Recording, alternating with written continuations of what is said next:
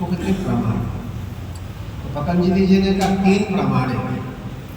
एक है प्रत्यक्ष प्रमाण, जिसको हम अपनी आँख से देखते हैं। आपने कहा ये चीज़ ये है, मुझे भी दिखाओ, आपने कहा ये चीज़ यही है, उसको हम कहते हैं प्रत्यक्ष प्रमाण।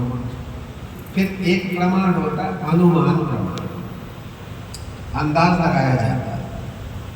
यत्र यत्र धुआं तत्र तत्र अग्नि, अगर कहाँ धुआं, कहीं धुआं उठ रही है तो आप कहते हैं आग लग रही है, उस मकान में आग लग रही है, धुआं निकल रहा है। ये क्या है? आपका अनुमान। आपने देखा नहीं, आपको बहुत दूर है, लेकिन उस मकान से धुआं निकल रहा है, कहते आग लग गई, शॉर्ट सर्किट हो गया, या कुछ कोई भी कारण हुआ, सिलेंडर फट गया, जो भी हुआ, लेकिन वहाँ पर आग निकल रही है उस मकान से, तो आप अंदाज लगाते हैं वहाँ आग लग गई। इसको कहते हैं अनुमान प्रमाण।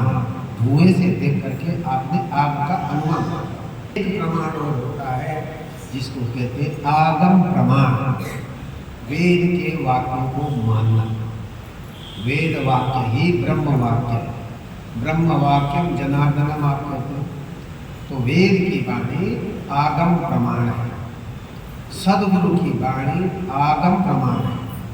जो तत्ववेत्ता ऋषि है, जो हमारे सदगुरु हैं, जो सिद्ध गुरु हैं, वो जो कहेंगे वो आगम प्रमाण है, उसको मानना ही चाहिए। गुरुदेव जो कुछ कह रहे हैं उसमें कोई टीका टिप्पणी करने का कोई अधिकार चेले को नहीं है, क्योंकि सिद्ध गुरु कोई गलत बात कभी नहीं कहेंगे। मंत्रे देवे विजय भेषजे, मंत्र में, गुरु में, दवा में, वेद्य में जिसकी जैसे भावना होती है उसको वैसे ही फल मिलता है।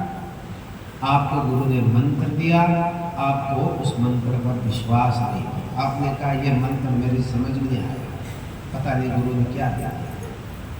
जबकि हमारे गुरुदेव कहते हैं, अगर गुरुदेव कहे कि ईंट ईंट जपो, आप कहते ईंट कोई देवता का नाम थोड़ी है, लेकिन गुरुदेव कहते नहीं, अगर तुम ईंट ईंट भी जपोगे गुरु का नाम लेकर के, उसी से तुम्हारे काम सब होंगे।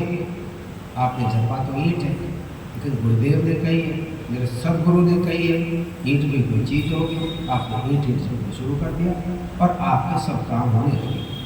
तो ऐसे गुरुदेव कहते थे मंत्र मूलम गुरोर वाक्यम, गुरु ने जो बताया, जो कह दिया वही आपका मंत्र है, मंत्र का मूल